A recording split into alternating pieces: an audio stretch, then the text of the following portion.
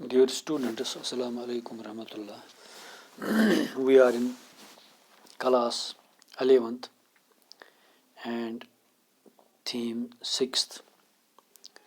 Today we will discuss question number 5th. Yesterday we have discussed the functions of medieval monasteries. Today we will discuss the life of craftsmen in medieval French town. یعنی کامگاروں skilled person ہنر مند لوگ especially in medieval French France میں کیسے ان کی زندگی تھی، وہ کیسی زندگی گزارتے تھے. As the students you have to imagine how they lived their life, what problems they have to face. Students are advised to answer this question with the help of their teachers.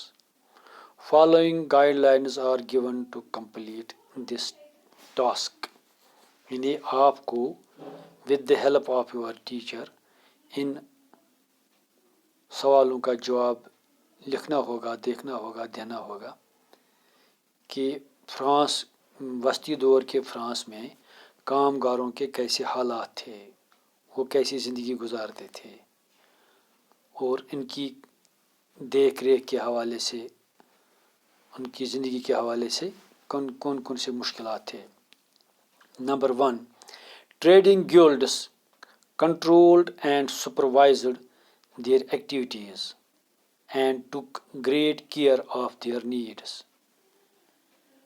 Trading guild means جو ایک union ہوتی ہے، ایک انجمن ہوتی ہے، ایک تحریک ہوتی ہے، ایک تنظیم ہوتی ہے، جس طرح news papers guilt, traders guilt, یعنی وہ ایک انجمن، وہ ایک ادارہ جو جس ادارے کی دیکھ ریکھ میں ٹریڈرز جو تھے، جنہیں تجارت سے وابستہ جو بھی لوگ تھے، جو بھی کامگار تھے، جو بھی تجارت کے پیشے سے وابستہ لوگ تھے، ان کی ایک انجمن تھی، ان کی ایک تنظیم تھی، ان کا ایک آرگنائزیشن تھی. اس آرگنائزیشن کو ٹریڈرز گلڈ کہتے تھے. وہ ٹریڈرز گلڈ کنٹرول کرتی تھی، سپروائز کرتی تھی ان کی ایکٹیویٹیز کو. And to great care of their needs, اور ان کے ضروریات زندگی کے حوالے سے بہت خیال کرتے تھے، ان کے ضروریات، ان کے مشکلات، ان کے معاملات کے حوالے سے بہت ہی انٹرسٹ لیتے تھے. This was the first point. And the second, craftsmen worked under the supervision of guild. یعنی جو کرافٹس مین تھے، جو کرافٹ سے تعلق رکھنے والے لوگ تھے، کامگاروں کے ساتھ ساتھ بنائی کے کام جو کام کرتے تھے، جو ہاتھوں سے کام کرتے تھے، ہاتھ کی صفائی جن کے تھے، جس طرح کام کرنے والے مختلف ہنرمند ہوتے ہیں، in the craftsmen worked under the supervision, ان کی دیکھ ریکھ میں of the guild, they were skilled persons, وہ ہنرمند ہوا کرتے تھے، وہ بہت ماہر تھے.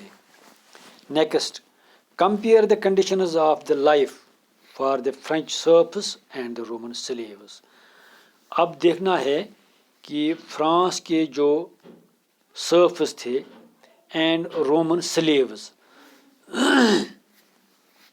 ان کے درمیان کمپیئر اینڈ کنٹراسٹ کرنے سے what were the different conditions between the Roman slave and the French serf. اب پہلے ہم فرینچ سرف کے بارے میں بات کریں گے. جو ہی سرف ورڈ آیا نا، اس طرح آپ کو یہ سمجھ لینا چاہیے کہ یہ this serf word deals with the feudalism, یعنی جاگیردارانہ نظام میں یہ چیزیں آتی ہیں. وہاں فیوڈل لارڈس ہوتے ہیں، وہاں کنگس ہوتے ہیں، وہاں لارڈس ہوتے ہیں، وہاں چیف ڈمز ہوتے ہیں، اور وہاں سرفس بھی ہوتے ہیں، سلیوز بھی ہوتے ہیں. The worst group those are the serfs. جس طرح پہلے کنگ ہیں، پھر نائٹس ہیں، پھر لارڈس ہیں، لارڈس کے بعد پھر باقی ہیں. تو اس طرح جو سرفس ہیں، the lowest group of the society. They cultivated land that mainly belonged to the lords.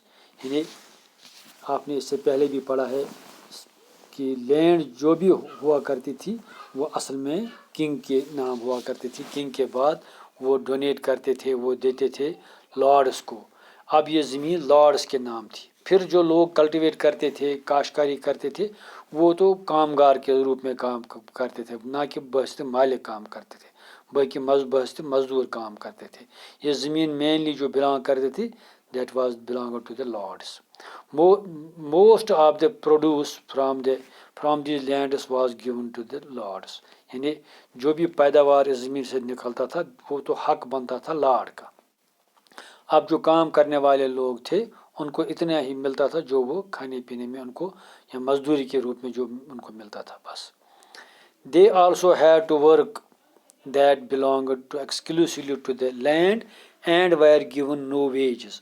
اب انہیں کیش کے روپ میں کوئی مزدوری نہیں ملتی تھی بلکہ ان کو صرف اتنا ملتا تھا جو وہ دن میں کام کرتے تھے, پھر شام کو جو خاص کھانے کی پوشن میں تھی وہ ان کو ملتی تھی.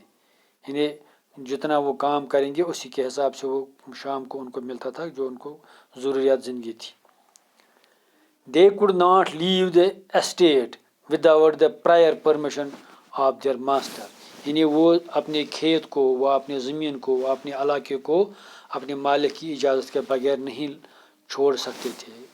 ہو سکتا ہے وہ تنگ آئے ہوں گے, ان کو 18 گھنٹے سے زیادہ بھی کام کرنا پڑتا تھا اسٹیٹس میں, لینڈ میں, زمین میں داری کے حوالے سے, لیکن وہ کتنے بھی تنگ آئے ہوں گے لیکن انہیں کام نہیں چھوڑنا چاہیے, نہیں چھوڑنا تھا, اس کو اسٹیٹ نہیں کوئٹ کرنی تھی without the prior permission from the lord and could not marry their child according to their own wishes.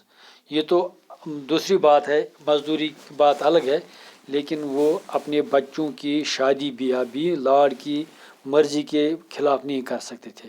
یعنی یہ لارڈ کی انٹرسٹ پہ ڈپینڈ کرتا تھا, وہ شادی کرے گا تو کب کرے گا, اس کو کتنے بچے ہونے چاہیے, نہیں ہونے چاہیے, شادی کرے گا نہیں کرے گا, ضرورت جب لارڈ کو تھی تب اسی کے حساب سے اس کو شادی کرنی تھی. یعنی اس کی اپنی کوئی انٹرسٹ نہیں تھی, اس کو سب کچھ جو انٹرسٹ تھی لارڈ کے انٹرسٹ پہ کام کرنا تھا. As a whole their life was full of miseries. یعنی اگر ہم کیلکولیٹ کریں گے, دا کریکس دا سمرائز کر کے سمجھیں گے, پڑھیں گے, لکھیں گے, اس کا مطلب یہ ہے کہ وہ لارڈ کی مرضی کے مطابق زندگی گزارتے تھے اور ان کی اپنی کوئی زندگی ہی نہیں تھی, ان کی اپنی کوئی انٹرسٹ ہی نہیں تھی, کوئی وش نہیں تھی. اب وہ بہت ہی مشکلات کی زندگی گزارتے تھے. لویسٹ جو گروپ میں ہے, جو جانوروں سے بدتر وہ لوگ تھے, ان کی حالت تھی. اب رومن سلیو کی بات کریں گے. This was the French surface. اب Roman slaves. Slavery was in practice in Roman society. یعنی رومن سوسائٹی میں تو غلامی کا رواج عام تھا. Roman lead a life of full miseries. ان کی بھی بہت ہی مشکلات والی زندگی تھی, بہت ہی سخت زندگی گزارتے تھے. The Roman lead a life of full of miseries. They were forced to work for several hours. They were forced to produce more children so that when they grew up, they could also made slaves. یعنی sleeves کو یہ force کرتے تھے کہ اپنے زیادہ بچے پیدا کرو, کیونکہ زیادہ بچے پیدا کریں گے تو زیادہ غلام بنیں گے, ہمارا کام ہوگا, ان کے بچے زیادہ ہوں گے تو ہمارے کھیتوں میں زیادہ مزدور ملیں گے, زیادہ غلام بنیں گے. تو they have no right and identity of their own. ان کا کوئی حق نہیں تھا, ان کی کوئی پہچان تھی, ان کی حیثیت تھی اپنی. They were treated as object اور commodity which could be bought and sold in market. ان کی حیثیت اتنی تھی جتنے ایک کموڈیٹی کی ہے. چاول کا کلو, کھانڈ کا کلو جس طرح قیمت رکھتا ہے, اتنی حیثیت, اتنی جو پوزیشن تھی جو رومن سلیوز کی, کہ وہ ایک کموڈیٹی کے روپ میں مانتے تھے, کیونکہ ان کو بیچتے تھے مارکیٹ میں. میرے پاس 10 مزدور تھے, کل مجھے ضرورت پڑی کہ مجھے 4 ہی رکھنے ہیں, تو باقی جو مزدور رہتے ہیں ان کو میں بیچ ڈالتا. تو 10 دن کے بعد مجھے اور 5 کی ضرورت پڑی تو میں کہیں مارکیٹ سے خرید کے لاتا. اور اب کوئی بوڑھا ہوا تو اس کو بیچ ڈالو. نئے اور جوان مزدور کی ضرورت ہے، جوان کو لاؤ کیونکہ وہ دن بھر کام کرے گا. بوڑھا ہو جائے گا تو بیچ ڈالو اس کو. اس طرح یہ ایک کماڈیٹی کے روپ میں جو سلیوز تھے ان کو خریدا بھی جاتا تھا اور ان کو مارکیٹ میں بیچا بھی ڈالتا تھا، بیچا بھی دیا جاتا تھا.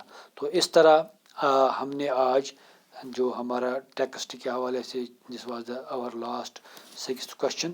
We have completed this. Tomorrow we will take the next theme. Thank you. پوجا، ہائے ہائے، بول نا. تیری وہ جو فیوریٹ آن لائن سیل تھی نا،